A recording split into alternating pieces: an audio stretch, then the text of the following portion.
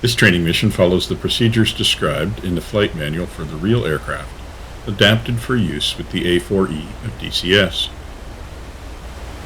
The step numbers, when provided, correspond to those of the NATOPS manual and are given to allow easy reference to it.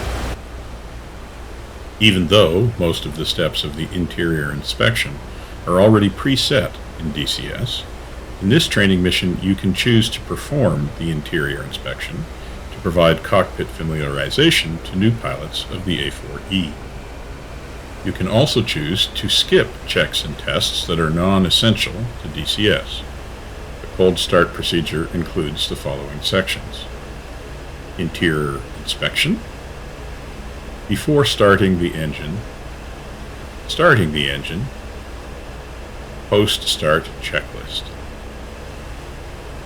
If the cockpit interior is too dark, activate the flashlight with left Alt-L. If the yellow cross cursor is not visible, press left Alt-Shift-C to make it appear. Also, you can press spacebar to cut short long texts in case you are repeating the mission. Press backspace if you want to perform the interior inspection section of the cold start procedure. If you prefer to skip this section, press space. Skipping the interior inspection section of the procedure. Press backspace if you want to perform the check steps of the cold start procedure. If you prefer to skip these tests, press space. Starting the engine. The A-4E electrical system does not include batteries. Also, there is no APU to provide starting air. Thus, an electrical power supply and a source of starter air are required for ground starting of the engine. 1. External ground power, connect. Bring up the communications menu with the backslash key. Select F8 ground crew, F2 ground electrical power, Chief, turn F1 on the ground power. turn power on. Copy. Ground power is now on. Skipping master pressed to test. 3. Throttle off. Check that both the virtual aircraft throttle and your real OTAS throttle are set to the off position. 4. Engine starter switch depressed to start. When the switch is depressed to start, the starter air supply solenoid valve opens, allowing compressed air from the gas turbine compressor to rotate the starter. A holding relay retains the switch in the start position. When engine speed reaches approximately 50% RPM, a centrifugal switch opens, allowing the engine starter switch to pop up, thus stopping the air supply to the starter. Manually pulling out the engine starter switch will also stop the starter air supply. That is not simulated. 5. At 5% RPM, throttle to IGN by right-clicking on it. The ignition switch is actuated by movement of the throttle outboard from the off position into the IGN position. 6. At 15% RPM, throttle to idle, right-click again. This opens a fuel cutoff valve in the fuel control unit, providing fuel flow to the engine and allowing it to start. 7. Stabilized idle RPM 56 to 58% at 20 degrees C. Light off should occur within 20 seconds after the throttle is moved outboard to start the ignition cycle and is indicated by a rise in EGT after the throttle is moved to the idle position. Normally, the engine should be stabilized at idle RPM within 45 seconds after depressing the engine starting button. 9. External electrical power and starting air, disconnect. Bring up the communications menu with the backslash key and turn off the ground power. F8 ground crew, F2 ground electrical power, F2 turn power off. Ground power is now off. After engine light off. If light off is satisfactory, and engine speed is stabilized with the throttle at idle, check the following. 1. RPM idle at 56 to 58% at 20 degrees C. Skipping EGT check. Skipping fuel boost check.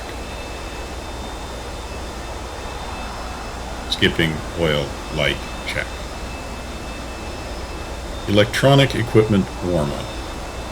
The electronic equipment needs to warm up for a time before we are able to do the pre-flight checks. So, we will turn them on to standby now so they can warm up while we do other checks. A.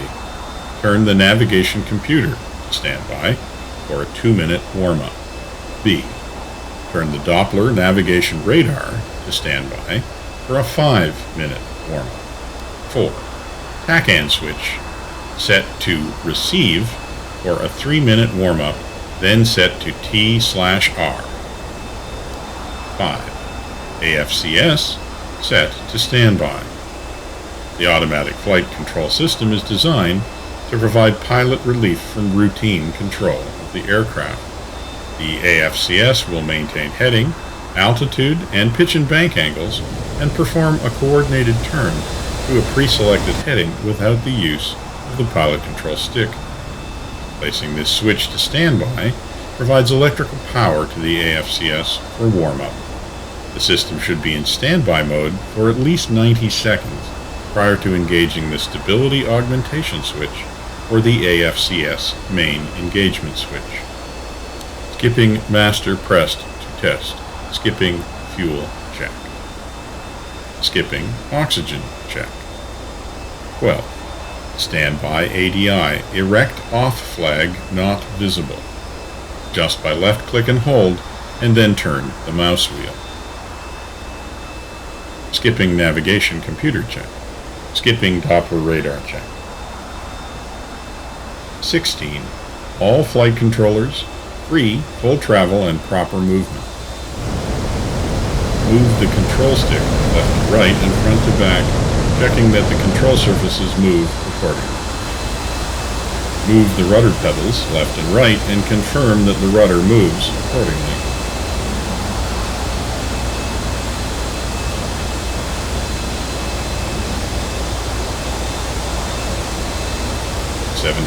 Check flight devices operation. A. Flaps full open. Check the extension looking at the gauge. Use the HOTAS or the F key. B. Speed brakes open. Use the HOTAS or the B key. C. Hook down. Click the cockpit lever or use either your HOTAS or the left Alt-G keys. D. Spoilers up, then cycle with throttle. Spoilers are wing-top deployable surfaces used to reduce landing distance. They retract automatically when RPM is over 70% to cater for a bolter trap. Perform the check, extend the spoilers with the engine at idle. Then hold the wheel brakes and increase RPM to 70% to check the automatic retraction. Use the HOTAS or S key.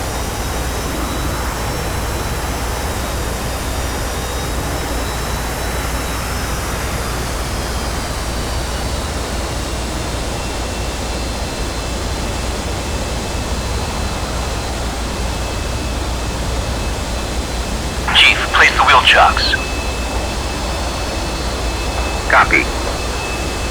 Wheel chocks are now in place.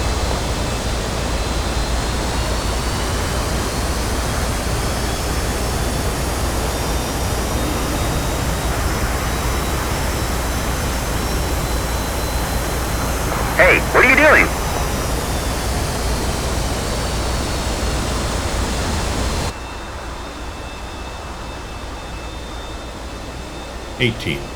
Retract flight devices.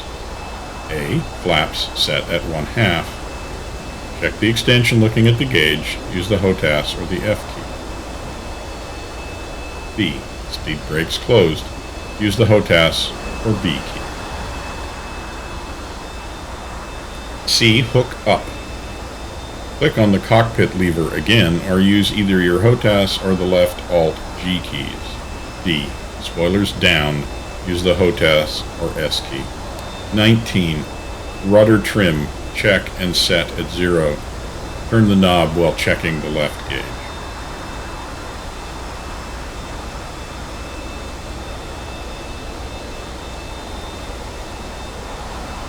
(21) Horizontal stabilizer set. Adjust using the trim hat on the HOTAS as follows. A. Basic trim at 0 to 10 knots excess end speed. Full flaps 7.5 degrees nose up. Half flaps 7 degrees nose up. Basic trim at 11 to 40 knots excess end speed. Full or half flaps 6 degrees nose up. 22. Aileron stick center. Check both left and right trim. Adjust using the trim hat on the HOTAS.